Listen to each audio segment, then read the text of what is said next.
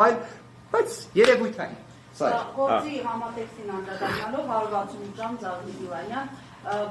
որ բանախոսը որ կցանկանա թող արձագանքի, պարոն Վարդևանյան դեռ հունիսին, երբ մեկնարկում էր այս process-ը, որը անվանում եք քաղաքական, ռուս վերլուծաբան քաղաքագետ Արեշևը հայտնի աղմկահարույց մի հոդված է հրապարակել, որ այս ձեր մատնանշած process-ը բացառապես արհեստական առիթ է, որպեսզի Հայաստանի իշխանությունները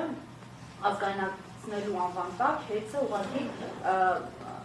փոխանցեն թուրքերին ու այդ ռեյդերական արշավի քողարկումը տեղի ունենում Հայաստանի Առաքելական եկեղեցու առնչությամբ եւ Սամվել Կարապետյանի այս եւ այլ գործունեության առնչությամբ տարբեր process-ներով ավելին Արեշևը ասել էր, որ ըստ արտատեղեկությունների խոսքը Կազանչի հոլդինգի կազմի մեջ մտնող Ակսիաներգի ընկերության մասին է, որի սեփականատերը Ջեմալ Կազանչին է եւ նա է հետաքրքրված Հայաստանի էլեկտրական ցանցերի գնելու հարցում, հաշվի առնելով, որ հիմա զուգահեռաբար, այս ոնց որ ասած գլուխ են բերում process, որ հավանական ավարտ կունենա այն լիցենզիայի զրկելը էլեկտրական ցանցերի, ամենայն դեպս նման կասկածներ ունեն իշխանությունները, ասում են այո, հավանական է, որ կզրկվի, հնարավոր համարում եք, որ այս process-ի ավարտից հետո Կարապետյանը ի վերջո հայտնվի ազատության մեջ, այսինքն եթե հասնեն, այսպես ասած, նպատակի ու Կարապետյանն ազատ արձակվի, շնորհակալություն։ Եկեք սկզբից մի հանգամանք նշեմ, գործընկերներս ըստ անհրաժեշտության կշարունակեն։ Կարծում եմ միջազգային փորձի ուսումնասիրման պայմաններում հնարավոր է հստակ արձանագրել, որ Սամվել Կարապետյանը միջազգային համբավ ճանաչում ունեցող գործարարներից միակն է, որի վերաբերյալ նույն օրը, իսկ այս դեպքում 25 թվականի նոյեմբերի 17-ին, միաժամանակ քննության է առնվելու իր անձնական ազատության իրավունքի, հերթական ապօրինության պահպանման, թե ի վերջո դադարեցման հարցը, եւ միաժամանակ նույն օրը իր սեփականության իրավունքի վերաբերյալ հարցը։ Գերացում եք նույն նոյեմբերի 17-ին, նույն ժամին 10:00-ին մի կողմից հակակոռուպցիոն դատարան, մյուս կողմից հանրային ծառայությունները կարգավորող հանձնաժողով։ Դուք սենց դեպք լսել եք, գործընկերներ։ Նույն օրը, նույն ժամին երկու հիմնարար իրավունքներ, եթե գնում ենք դեպի իրավունքի, պետության, տեսության ակունքներ, հիմնարար իրավունքները մեկը անձնական ազատությունն է, մյուսը սեփականության իրավունքը։ Իդեպ այս երկու իրավունքներն են, որ օրինակ ԱՄՆ-ում որևէ սպառնալիքի դեպքում կարողանում ես ընդհուպ մինչև մահ պատճառելով պաշտպանես։ ԱՄՆ-ի մշակույթը այդպիսին է, դրա համար նաև զենքի հետ կապված այդ աստիճան թույլատրելի է։ Նույն օրը, նույն ժամը։ Բայց մի կարևոր հանգամանք նշեմ, թե ինչ նպատակներ զուգահեռաբար ունեն օրվա իշխանությունները, որտեղ քաղաքական հետապնդումը իհարկե ճյուղավորումներ ունենում է։ Քաղաքական հետապնդումը իր մեջ ունի լատենտային բաղադրիչներ եւ իր մեջ ունի ակնհայտ բաղադրիչներ։ Բնական է։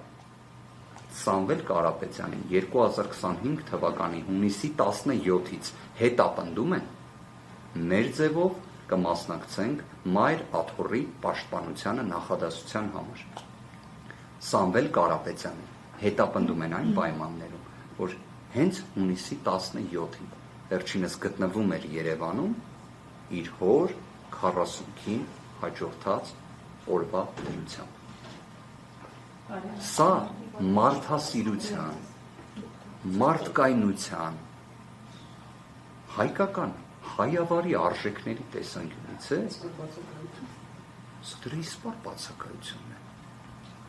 Նոյեմբերի 17-ին ինչ տեղի կունենա ՀՑԿՀ-ում, ինչ տեղի կունենա հակակոռուպցիոն դատարանում, կապրենք կտեսնենք, բայց ես հնարավորության սահմաններում, ինչքանով որ հասցրեցի, ՀՑԿՀ-ում տեղի ունեցող նիստի հետ կապված ակնհայտ է, չէ, որ հանրային ծառայությունները կարգավորող հանձնաժողովի առնվազն 2 անդամ, այդ թվում հենց առաջինը նախագահը, բացարկման ենթակա են։ 1. Երկրորդ, նիստի ընթացքում ակնհայտորեն ներկայացվեցին, որ վկայակոչած այդ խախտումներից 60-70%-ը, որ հունիս-հուլիս ամիսներին խոսում էին, չկա։ Պատկերացրեցիք։ Այսինքն այն ինչ ասում էին, այս խախտումների համար պետք է ժամանակավոր կառավարիչ նշանակվի, Չկա։ Հենց իրենք, որ գրել էին այդ խախտումները, հիմա իրենք չեն գրում այդ խախտումները։ Դրա համար ով պետք է պատասխան տա։ Այդ նիստի ընթացքում իդեպ կարծես նույնիսկ հնչեց Դավիթ Ղազինյան մի քանի հարցադրում, մի քանի տվյալ հրապարակեց, ի պատասխան իր ասացի, պատկերացնում եք, կորպորատիվ, տնտեսական բնույթի լրջագույն հարց է քննարկվում։ Լիցենզիայի կասեցում զրկում համարժեք է սեփականա զրկման։ Այնտեղ կարծես ժամանակավոր կառավարիչը ասում է այդ իմ միտքը, որը ես նշել եմ, դա քաղաքական հայտարարություն եմ արել։ Կարող է մի 10,000, 20,000 թվերի մեջ սխալված լինի։ Ինչ կլինի հոկտեմբերի 17-ին, նոյեմբերի 17-ին, կսպասենք կտեսնենք։ Մի հարցարը հրապարակյան իրականում են